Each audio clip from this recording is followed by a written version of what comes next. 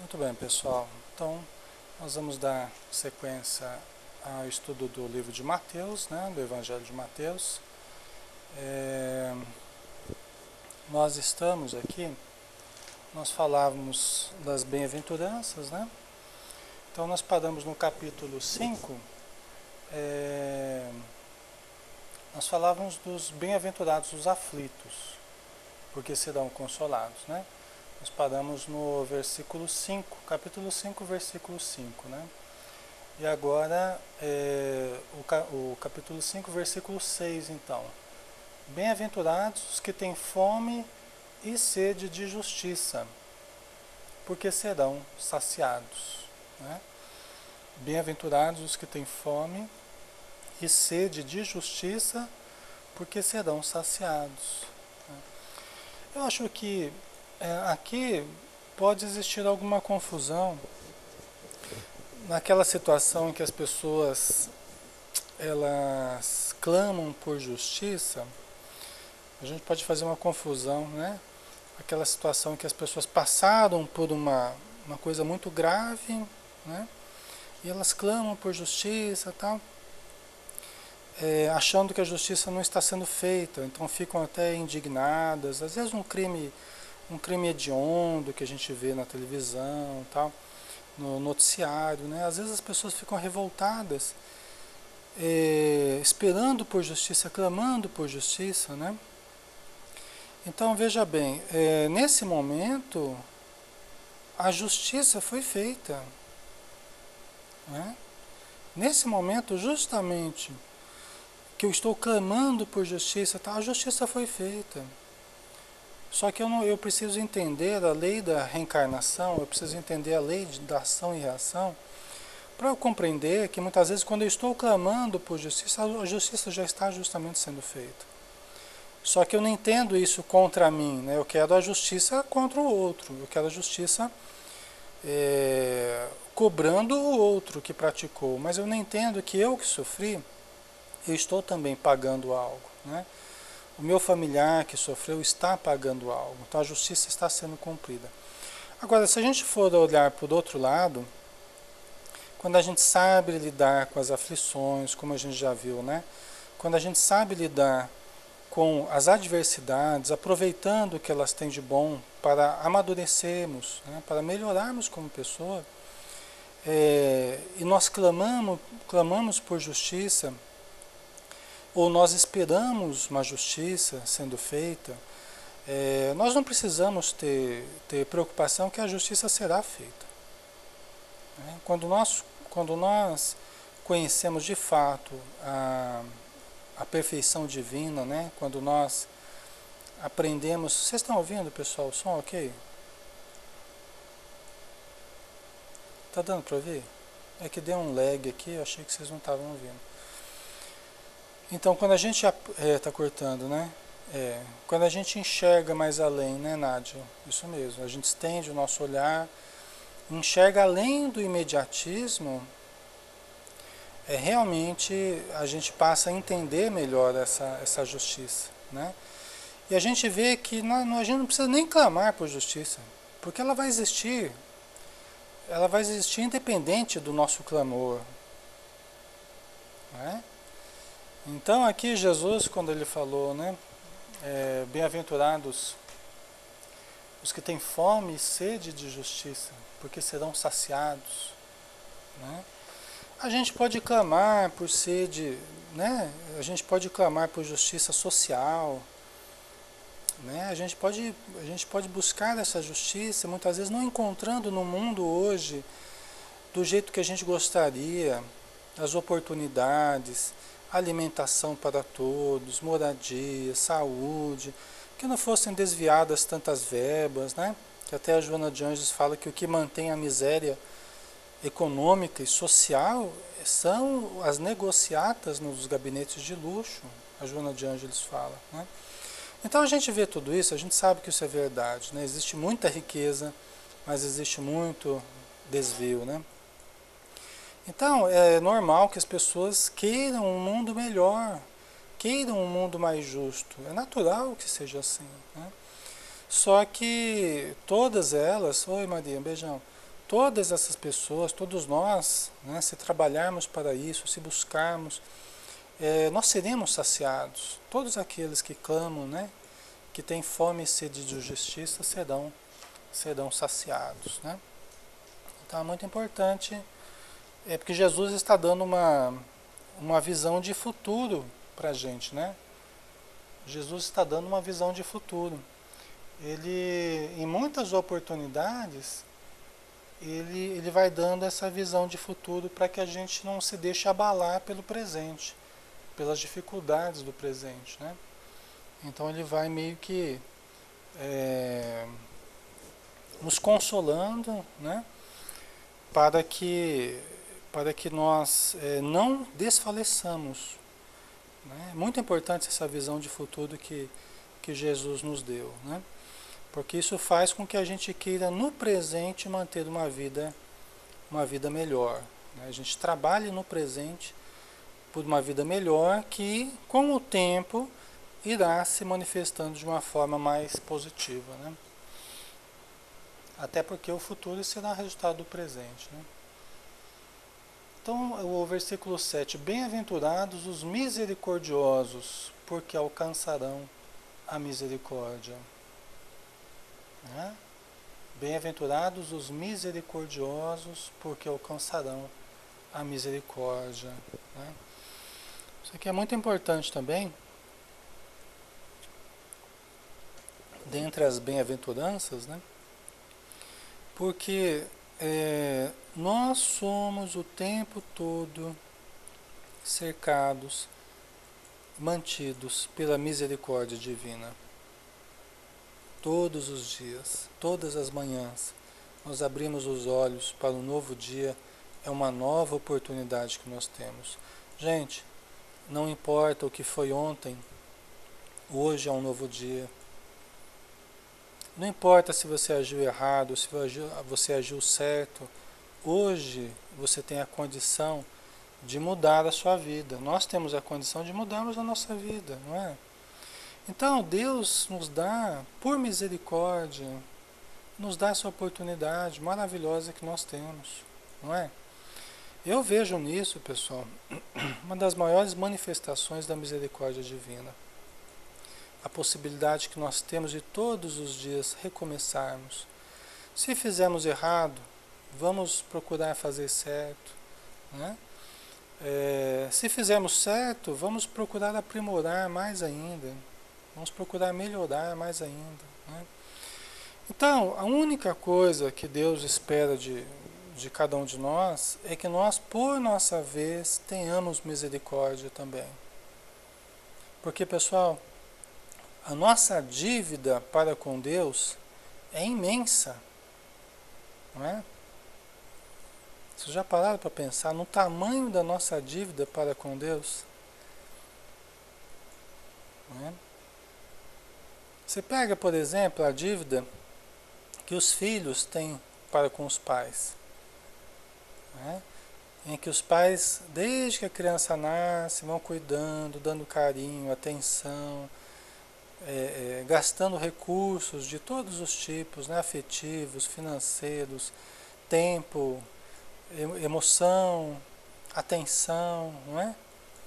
Você imagina desde que nós fomos criados como espíritos que somos, o quanto que nós devemos a Deus por todos os recursos que nós já usufruímos, não é? O carnê aqui está lotado de dívida. Quanto mais pago, mais eu devo, né? O carnê nosso parece um livro, né? Parece um livro. Daqueles grossos ainda, né? Daqueles livrão, né? Então, imagina a nossa dívida para com Deus. É bem mesmo aquela parábola de Jesus lá do servo incompassivo, né? É bem mesmo o reflexo daquela parábola. Vocês lembram, né, daquela parábola? Que Jesus conta que havia um senhor, né? E que foi tomar contas, foi pedir contas daqueles que deviam para ele. Então, havia uma pessoa um senhor lá que devia 1.000, né? Devia, vamos pensar, R$ 1.000 aqui, traduzindo pela moeda corrente aqui, né? E aí ele não tinha com que pagar, e esse senhor falou, olha, então sua família vai ser escravizada, tal, para você pagar essa dívida, né? Eu falei, não, pelo amor de Deus, senhor, é tudo que eu tenho, minha família, tal. Aí o senhor ficou condoído, né? Sentiu compaixão dele e falou, olha, então, a sua dívida está perdoada. Você não me deve mais nada, então, tá? Você vai ser libertado, sua dívida vai ser perdoada e tudo bem. Só que saindo dali, ele encontrou uma pessoa que devia para ele. E vamos pensar, devia lá R$ 10 para ele, né? Quer dizer, ele devia 1.000, né? E foi perdoado. E tinha uma pessoa que devia R$ 10, né? R$ 10. Devia R$ 10 para ele lá. Ele já pegou o colarinho e falou, você tem que me pagar essa dívida, porque não sei o quê. E aí a pessoa falou que não tinha dinheiro para pagar, tal. Aí falou, mas então vou prender você, vou mandar você preso, não sei o quê. E aí os servos daquele senhor viram isso, né? Os servos daquele senhor viram isso e foram contar para o senhor. E o senhor pediu então que trouxessem ele de novo, que prendessem ele de novo. Né? Por quê? Porque a única coisa que ele queria é que ele tivesse misericórdia, por sua vez, para com os outros, se ele tinha uma dívida tão grande. Gente, essa é a nossa dívida para com Deus. Nós temos uma dívida enorme para com Deus. A única coisa, Ele nos perdoa todos os dias. O que nós temos que pagar, na verdade, é a mínima parte do montante total que nós devemos a Deus, né? Só que Ele espera que nós tenhamos misericórdia uns para com os outros, né? É muito interessante isso. Uma vez eu estava uma pessoa que estava devendo um dinheiro para mim e tal, mas a pessoa, eu não liguei, não passou tempo, passou alguns meses e tal, e eu deixei a coisa quieta lá, e eu devia também um dinheiro para uma outra pessoa, né?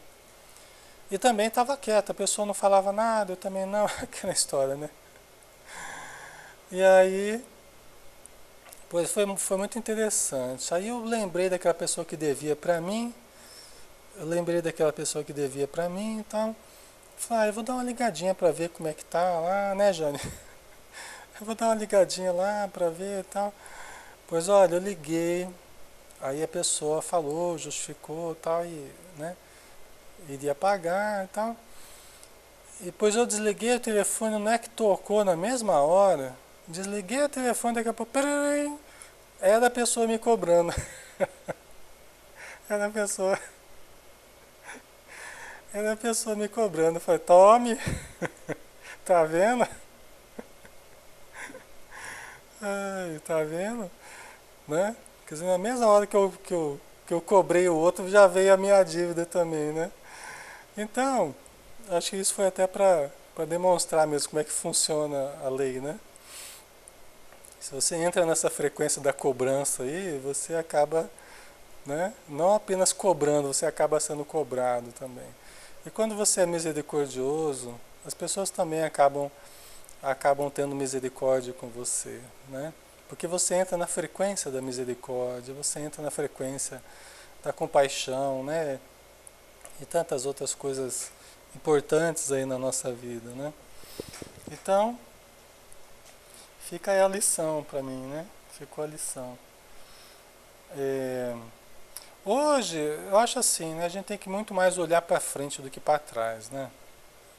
A gente tem que olhar muito mais para frente do que para trás, né? Inclusive com relação às demandas, né? Justiça. Às vezes eu vejo pessoas se paralisarem, já que a gente falou de justiça aqui também antes, né? Eu vejo as pessoas se paralisarem nos processos judiciais, paralisam a própria vida e fica tendo que ir no fórum toda hora, e fica aquela disputa, e fica, né? Paralisa a própria vida e a pessoa não avança. Você vê que emocionalmente ela se paralisa, o tempo dela fica absorvido aí, né? Acaba saindo caro e fica havendo um desgaste emocional e espiritual também, né? Então é uma coisa para se pensar, né? O máximo que a gente puder não se envolver com demandas é melhor, né, Nádia? É melhor. A Nádia sabe bem, né? Que trabalha com isso, né, Nádia? Mas o quanto a gente puder resolver amigavelmente, inclusive a conciliação, né? A conciliação hoje em dia, né, Nádia? O papel do conciliador, o papel do mediador, né, está cada vez mais em alta, porque isso melhora para todo mundo, economiza para todo mundo, né? Então é importante, né?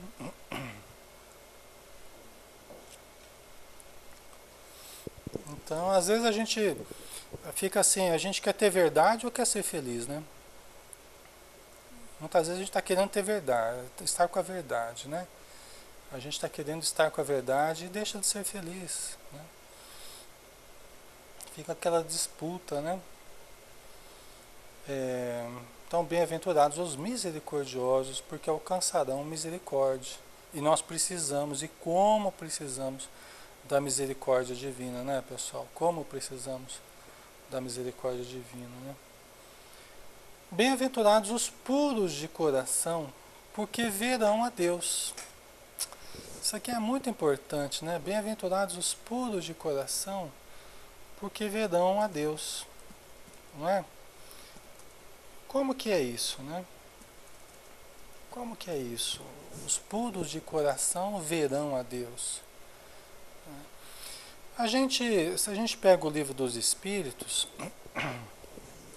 se a gente pega o livro dos Espíritos, das primeiras questões, da parte primeira do livro dos Espíritos, né? E praticamente das primeiras questões que são feitas para os Espíritos, a gente vê essa questão da percepção de Deus que nós tenhamos, né? A gente vê essa questão formulada por Allan Kardec, se nós conseguiríamos ver a Deus, não é? E aí os Espíritos falam que ainda falta sentido para isso. Nós não temos um sentido desenvolvido ainda, né, para percebermos Deus da maneira como nós podemos perceber Deus. E aí tem uma coisa muito interessante, né? Inclusive o Livro dos Espíritos vai trabalhar essa questão aqui, né? Que aqui, ó, pergunta no Atributos da Divindade, né? Pode o homem compreender a natureza íntima de Deus? Isso na pergunta 10. Pode o homem compreender a natureza íntima de Deus? Aí os Espíritos respondem: não, falta-lhe para isso o sentido, né? Para compreender a natureza íntima de Deus, né? Quer dizer, falta-lhe para isso o sentido, quer dizer, falta um sentido desenvolvido. Nós temos os 5 sentidos, né? Só que para compreender Deus, para senti-lo, para vê-lo, nós precisamos de um sentido diferente, que é a intuição, né? São as faculdades extrasensoriais, né? A Joana de Ângeles fala: quanto mais nós nos autopenetramos, quanto mais nós nos autoconhecemos, mais as possibilidades metafísicas desabrocham em nós, parapsicológicas, mediúnicas. Então, é um sentido novo que nós vamos desenvolver, estamos desenvolvendo, que nos permite enxergar melhor a vida que nos cerca, a profundeza da vida, né? A Miriam está colocando aqui. É mesmo, e o escândalo na loja humilhando o funcionário para exigir nossos direitos. Achamos isso o máximo, justo, né? É verdade. O direito não existe de fato, ele é apenas uma consequência da obrigação bem cumprida. Certo. Então aqui, ó, na pergunta 11, por exemplo, né? Do Livro dos Espíritos: será dado um dia ao homem compreender o mistério da divindade? Quer dizer, algum dia a gente vai compreender o mistério da divindade, Aí os espíritos respondem, olha, quando não mais tiver o espírito obscurecido pela matéria, quando pela sua perfeição se houver aproximado de Deus, ele o verá e compreenderá. Né? Então, quando nós não tivermos mais o espírito obscurecido pela matéria, quando pela sua perfeição se houver aproximado de Deus, ele o verá e compreenderá. Nós enxergaremos Deus em tudo, em todos. Nós entenderemos Deus, as leis divinas. Né? Jesus ele falou num certo momento, eu estou no Pai, o Pai está em mim. Eu e o Pai somos um, chegou a dizer. Não a mesma personalidade, né? A mesma individualidade, mas eu e o Pai estamos sintonizados. Eu estou no Pai, o Pai está em mim. Eu entendo o propósito do Pai, eu enxergo, né, a vida de uma forma profunda. Né? Então, voltando aqui à Bíblia, né? Bem-aventurados os puros de coração, porque verão a Deus. Então a gente vê que há uma junção perfeita aqui do Livro dos Espíritos, né? Ele realmente ele vai nesse sentido aqui, né? Quando os Espíritos falam, quando nós tivermos, né? Quando não mais tiver o Espírito obscurecido pela matéria, pela sua perfeição, houver se aproximado de Deus, quer dizer, a pureza, né? A brancura, quando a matéria não prevalecer mais em nós, porque hoje em dia o ego, a matéria, os instintos, tudo isso prevalece em nós e faz com que a realidade espiritual fique em segundo plano.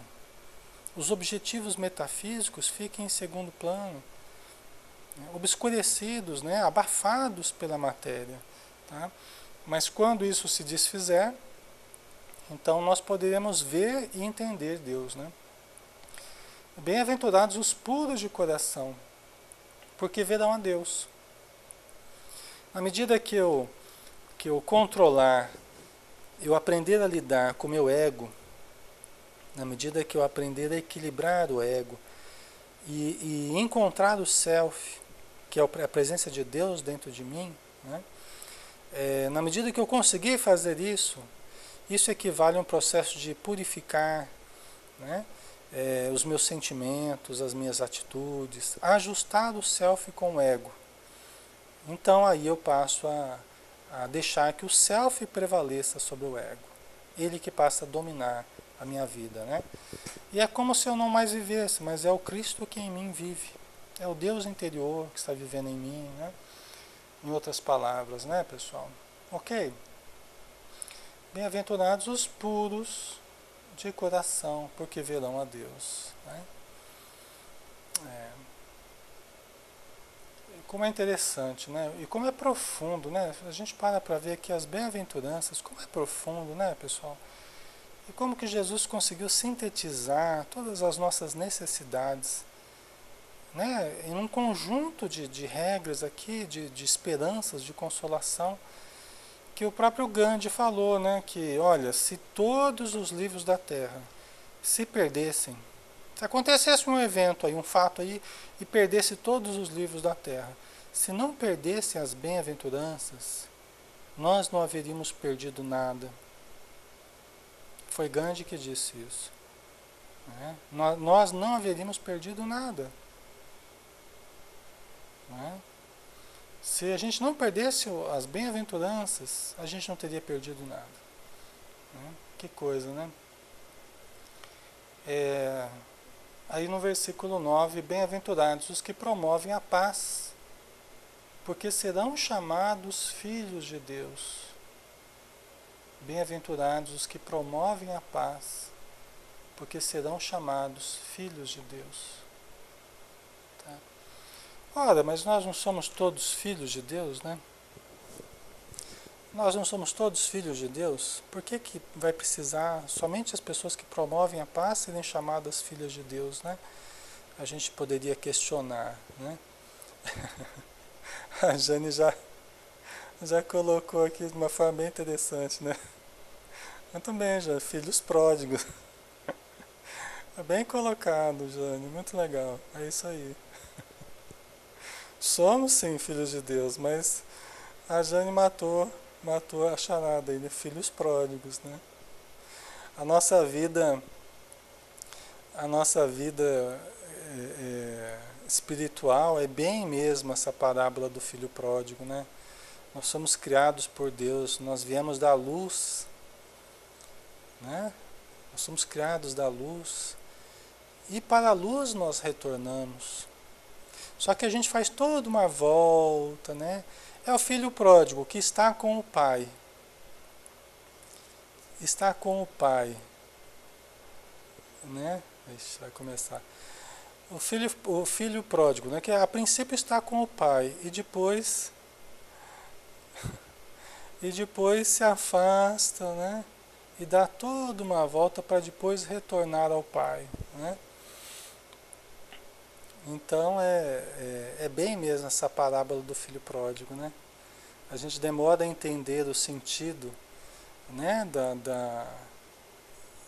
do crescimento, a importância das metas espirituais, a importância das religiões, inclusive, né? A importância até das instituições. A gente acaba demorando a entender a presença de Deus dentro de nós, né? A gente acaba demorando a entender tudo isso. E a gente entra numa arrogância, numa prepotência científica, né? Achando que a ciência vai dar conta de tudo, achando que a matéria vai dar conta de tudo, que nós vamos nos realizar plenamente na vida material, né? E que nós vamos nos realizar plenamente nos prazeres da vida material. E aí, quando a gente percebe que não vai dar conta, aí nós começamos a buscar de novo aquilo que nós temos de mais profundo dentro de nós, né? Que é a presença divina que está em nós, né? O Self, que nunca deixou de existir dentro de nós, né? E aí as pessoas falam assim, mas e a prova? Onde é que está a prova da existência de Deus? Onde é que está a prova da existência de Deus, né? E aí até na grande síntese o Espírito que ditou o livro fala assim, a prova é a dor que bate à sua porta, né? E que muitas vezes a gente se sentindo impotente para resolver certos enigmas da nossa vida, certos problemas, conflitos que a gente vive, a gente se queda, né? A gente se queda impotente e eleva o pensamento a Deus e pede, Senhor, me ajude, por favor, porque eu não tenho outro recurso senão pedir a sua ajuda. Eis a prova, como diz a grande síntese, eis a prova. Porque que número infinito de provas seriam necessárias para agradar a cada um? Cada um com seu capricho, cada um com a sua necessidade. Que número infinito de provas seriam necessários para atender a cada pessoa? Mas a prova, na verdade, a grande prova, é quando nós nos sentimos abalados na nossa vida e aí nós nos abrimos ao pensamento de Deus, né? Nós nos abrimos à misericórdia divina, à providência divina, né? É aí que a gente começa a retornar ao Pai, né? É quando o ego, porque antes a gente achava que a gente ia dar conta de tudo, que a gente ia resolver tudo, que a gente ia, né, saber tudo, e de repente a gente vê que as buscas do ego, elas não preenchem as nossas necessidades profundas, né? Aí o ego cede e aí começa a surgir o self, né? Mas geralmente isso ocorre com a dor, né? É isso que faz a gente começar a repensar, né? Então, voltando aqui, versículo 9, né? Bem-aventurados os que promovem a paz, porque serão chamados filhos de Deus. Então, aqui, bem-aventurados os que promovem a paz, porque serão chamados os filhos de Deus. Quando é que eu consigo promover a paz? É quando eu estou pacificado, né, pessoal? Até a Joana de Anjos fala no livro O Ser Consciente, que é um livro de psicologia transpessoal, né, na visão espírita. Ela fala no livro Ser Consciente, fala assim, por que o mundo não tem paz? Porque o ser humano não está em paz. Ele não está em paz consigo mesmo. Como é que a gente pode esquecer? Como é que a gente pode promover a paz fora se nós não estamos pacificados dentro de nós? Né? Então ela fala assim, olha, a paz de fora ainda é uma utopia. Ainda é uma utopia. Nos dias atuais realmente irrealizável hoje. Por quê? Porque a criatura não tem paz. Aí que ela vai falando a importância da meditação, a importância de nós nos harmonizarmos com os nossos conteúdos interiores. Vocês vejam, pessoal, que promover a paz fora tem a ver com o autoencontro, tem a ver com o encontro do self, tem a ver com aprofundar a sonda em nós de investigação, de autoconhecimento, de harmonização, não é? A Maria, sim, ali, pois ela está dentro de nós. Né? Se a gente se ama, pode amar os outros, né? E pode promover a paz. Então, bem-aventurados os que promovem a paz, porque serão chamados filhos de Deus. Quer dizer, é aquele filho pródigo que voltou, ele está voltando, ele está encontrando o caminho de casa de novo. Nós estamos encontrando o self, né? Estamos voltando para casa. Antes eu ficava cuidando da vida do outro. Eu ficava criando polêmicas, eu ficava chamando atenção para mim, né, e querendo cuidar da vida do outro, querendo corrigir todo mundo. Agora eu estou buscando a mim mesmo, me autoconhecer, né, amar a mim mesmo, relembrar o endereço de casa, que é o endereço do self, o Deus interior, o Deus que está em mim, está em cada um de vocês. Né? Então aí, pessoal, eu assumo minha posição de filho de Deus, eu assumo o meu papel diante da vida de filho de Deus, de fato. Né? Por encontrar essa essência divina dentro de mim. Eu assumo o meu papel, né? Eu volto para casa. Eu sou identificado por algumas características. Eu sou identificado pela harmonia em que eu vivo, pela minha serenidade. Eu sou identificado, como é que Jesus falou assim, olha, antigamente o reino de Deus era tomado pela violência. Não é assim que Jesus falou? Ó, o reino de Deus até agora, ele tem sido tomado pela violência. Né? Para provar que um Deus era melhor que outro Deus, então você ia lá, guerreava, e quando você vencia, é porque o seu Deus era maior, então você tinha privilégios e tal. Né? Mas com vocês não será assim. Os meus discípulos serão conhecidos por muito se amarem. Os meus discípulos serão conhecidos por muito se amarem. Antigamente era pela violência, agora não vai ser assim. Com vós não será assim. Os meus discípulos serão conhecidos por muito se amarem. Então, a gente assumir a condição de filhos de Deus é a gente ser reconhecido por aquilo, né, que nos distingue. Né, aquelas características distintivas que frequentemente a gente vê expressas aí no Evangelho, né, nos Evangelhos, as características distintivas. Ora, uma árvore boa não dá maus frutos, uma árvore má não dá bons.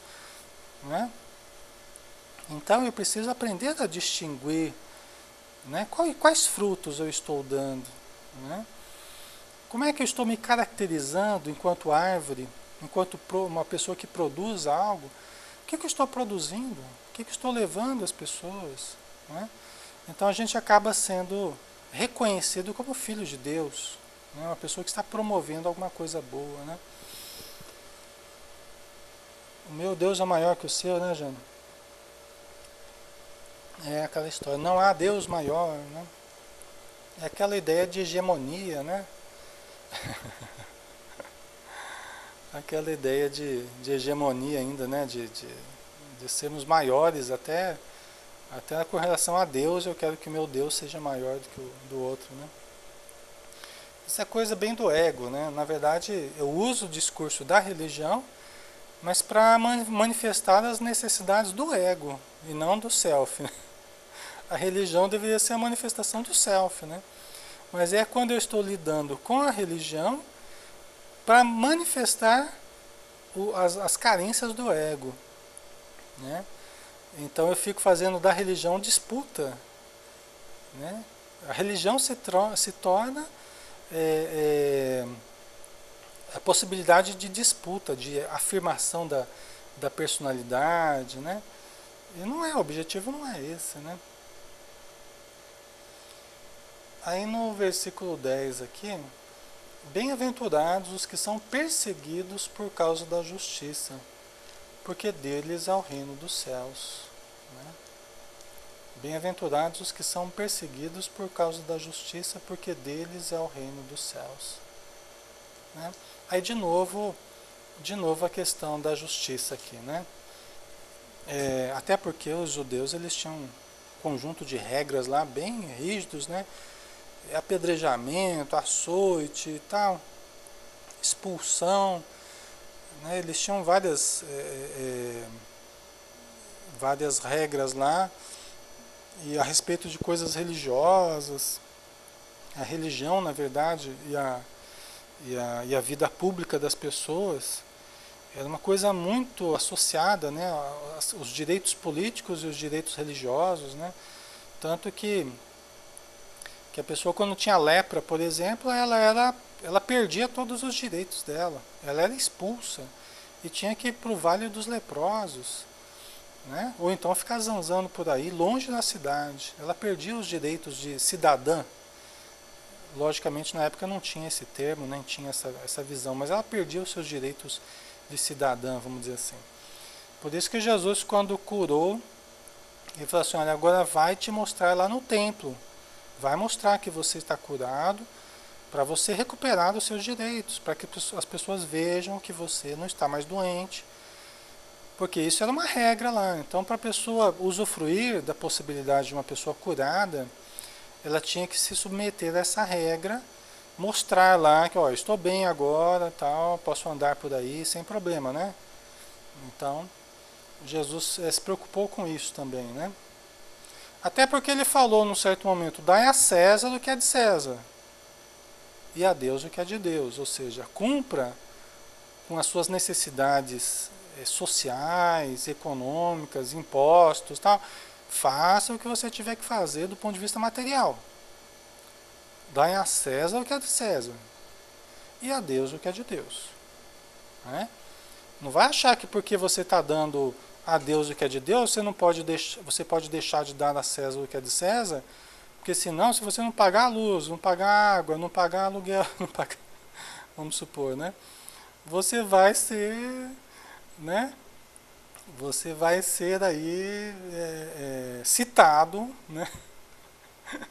Você vai ter dificuldades. Não adianta você falar que você é espírita, né? Que eles vão cortar a luz do mesmo jeito. Então, você é cristão, né? Na época não tinha esse negócio de água, luz, né? Estou só fazendo uma comparação com o dia a dia, né, pessoal? Claro, telefone, celular, né? Só faltava essa também, né? Ai, ai. Mas então, corta tudo, né? Uma fartura, né? Então, bem-aventurados os que são perseguidos por causa da justiça, porque deles é o reino dos céus. Bom, então aqui, pessoal, certamente Jesus não está querendo dizer bem-aventurados quando nós somos perseguidos pela justiça com razão da justiça, porque fizemos alguma coisa errada. Logicamente que Jesus não está falando sobre isso, né? Porque às vezes nós somos perseguidos pela justiça, mas a justiça está certa. O cidadão está lá devendo, cometeu lá um crime, cometeu um erro lá, que está sendo citado, está sendo procurado. Então, não é essa situação, logicamente. Não é? Lógico que Jesus não pode ter falado isso, né? Você está lá sendo cobrado pela justiça, sendo perseguido, procura-se e você vai ter o reino dos céus? Não se trata disso. Né? Mas do que se trata então? né? Do que se trataria então? Bom, se trataria de situações em que nós estamos fazendo o certo, nós estamos agindo de forma correta.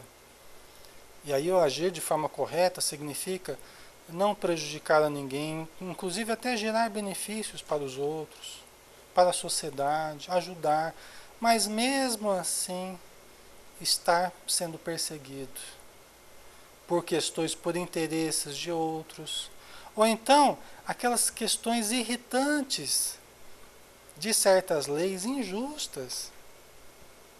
Hoje em dia, até para você fazer doações, você tem que tomar cuidado, porque dependendo como você faça, você pode dar um problema danado. Ah, não, tem que ser através do conselho, porque o conselho do social que vai saber as verbas para onde que vai. Então, até isso, hoje você tem que tomar cuidado. Até para fazer o bem, até para doar coisas, você tem que tomar cuidado hoje. Né? Então, tem questões que são legais, mas não são morais. E tem questões que são morais e não são legais. Né?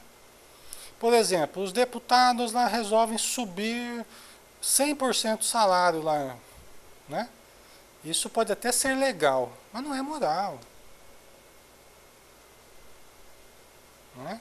Se transforma em lei, mas não é moral. Né? Então, essa distinção que só a maturidade pode conseguir, a maturidade espiritual. Né? Por exemplo, na época, Jesus, ele curava no sábado. Né? Isso foi uma das coisas que mais deixou irritado os fariseus, porque o sábado era para ser guardado lá, que só podia ir na igreja, né, nos templos, nas sinagogas, no templo de Jerusalém, e ninguém podia trabalhar no sábado, e Jesus curava no sábado. E Jesus falou assim, olha, eu sou Senhor do sábado. Deus é Senhor do sábado. Né? Então, quando você está com um cabrito, com, né, um bichinho lá, uma cria sua, atolada na lama lá, você não vai tirá-la só porque é sábado? Quer dizer, ele já foi direto no bolso do pessoal, né? Ele já foi direto, já deu um exemplo que pegava bem no bolso do pessoal, né? Por quê? Porque era uma regra religiosa que eles queriam pegar no pé de Jesus por causa dessa regra. Eles não estavam preocupados com a essência do que Jesus estava fazendo. Gente, ele estava curando cegos. Ele estava curando leprosos. Não, eles estavam preocupados se ele estava fazendo isso no sábado, ou no domingo, ou na segunda-feira. Vocês percebem o ridículo dessa situação? Né? Já pensou?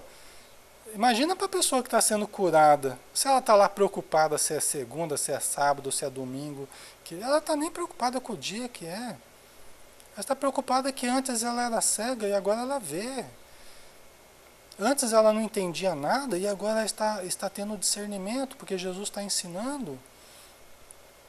Então muitas vezes as pessoas são perseguidas pela letra, são perseguidas pela lei, de uma forma irritante, de uma forma injusta até. Jesus foi perseguido o tempo todo. Eles estavam o tempo todo tentando pegar Jesus, né, colocar ele em saia justa, vamos dizer assim, o tempo todo. E Jesus ia só se esquivando, né, uma sabedoria muito grande. Mas então, bem-aventurados, né, os que são perseguidos por causa da justiça, porque deles há o reino dos céus. Quer dizer, quando você foi prejudicado, porque você está fazendo bem, porque você está querendo fazer a coisa certa, e o restante ali está tudo meio torto, né? O pessoal está querendo tirar vantagem nos órgãos públicos, do dinheiro público, das instituições, e você está ali tentando agir certo. E as pessoas começam a usar a lei, muitas vezes, para prejudicar você, para perseguir, em nome de uma suposta justiça. Em nome de uma suposta justiça, bem-aventurado você vai ser, porque você vai estar com o reino dos céus dentro de você, com a consciência em paz. O reino de Deus está em vós. Mas se você estiver em paz com a sua consciência, você pode estar sendo perseguido, mas dentro de você, você vai estar em paz. Né? Então acredito que tenha sido esse o objetivo de Jesus. Né? A Tina colocou, e tem filhos sendo um deles, o mais ambicioso, que era aplicado os bens do pai e destrói tudo. Né? Acaba com tudo que o pai economizou.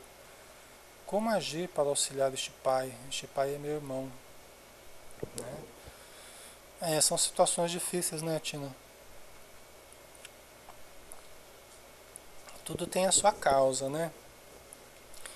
Tudo tem a sua causa e tem o seu efeito. Muitas vezes, as causas profundas são causas afetivas, né? E, e a conversa, né? E o diálogo, o entendimento, né? Ainda é o melhor caminho, ainda mais em se tratando da família, né? Não é fácil. Quando entra esses problemas de dinheiro na família, você junta questões afetivas com questões econômicas, é um problema isso aí, né? Mas é preciso muito tato, né? É preciso muito tato.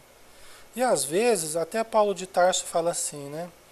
Por que não sofreis vós o dano? Por que não sofreis vós o dano? Né? Querendo dizer assim, por que você não sofre o dano? Né? Porque ninguém quer sofrer o dano, né, pessoal? Quando a gente se vê que a gente está sendo lesado de alguma forma, ixi Maria, a gente se revolta, a gente, né? A gente quer briga, a gente quer justiça, tal, a gente não quer sofrer o dano, né? Aí Paulo de Tarso, por que não sofreis vós mesmos o dano, a perda? Querendo dizer assim, por que você não pode passar por isso? Às vezes até para silenciar, sabe? Para manter até uma política de boa vizinhança, tudo bem. Eu estou saindo perdendo, ok, não tem problema, eu sei lidar com isso, né? Eu já adquiri maturidade para lidar com isso. Muitos problemas de família, muitos problemas de relacionamento se resolveriam a partir daí. Quando a gente pensa assim, olha, por que eu não posso sofrer o dano? Os outros podem sofrer, todo mundo pode sofrer, mas eu não posso. Deixa eu aprender também a silenciar, né? Cultivar a humildade aqui. Ao invés de ficar só levantando, criando demandas aí em função dos meus direitos, meus supostos direitos, né? Então acho que é uma questão para a gente pensar, né? Emmanuel chega a dizer que o espírita não tem direitos, tem deveres. Isso deixa os advogados doidos da vida, viu? Eu já enfrentei cada polêmica depois de falar isso aqui. Mas é o Emmanuel que falou, viu? Né? Só estou reproduzindo aqui. O Emmanuel fala, né? O espírita não tem direitos. Nossa Senhora. Eu já falei isso em estudo, em grupo, assim. Nossa Senhora, tinha advogado no meio. E os advogados gostam de buscar os direitos das pessoas, né? É justo, né? Só que Emmanuel está falando de uma visão mais profunda, né? Emmanuel, né, Nádia? Nádia é advogada. Né, Nádia? Mas você entende, né? Você entende que você está aí, né, com a gente tanto tempo estudando, né? E você sabe que a coisa não é bem assim, né? A gente busca os nossos direitos, mas é aquela história, o Deus nos perdoa de tanta coisa, e quando a gente se vê na condição de perdoar os outros, a gente quer exigir os nossos direitos, não é? É o que a gente falava da misericórdia agora há pouco. A gente é perdoado tantas vezes, tantas bobagens que a gente faz ou já fez na vida, e a gente é perdoado todos os dias, né? Então aí que está da gente também exercitar essa misericórdia, né? Mas muitas vezes a gente será perseguido pela justiça, né? Uma justiça aparentemente injusta, né? Mas se nós estivermos em paz com a nossa consciência, como disse Paulo de Tarso, né? Em cadeias, mas livre. Ele estava preso, ele foi perseguido pela justiça, suposta justiça, né? Porque ele não fazia mal nenhum. Ele não fez mal nenhum, nem para os romanos, nem para os judeus, para os gentios. Ele não fez mal nenhum para as pessoas. Só fazia o bem, né? Mas ele foi preso algumas vezes. Foi açoitado, foi apedrejado, quase morreu Paulo de Tarso. Né? Quase morreu várias vezes. Então isso é ser perseguido pela justiça. Mas bem-aventurado, porque você O reino de Deus te pertence, né? Porque deles é o reino dos céus.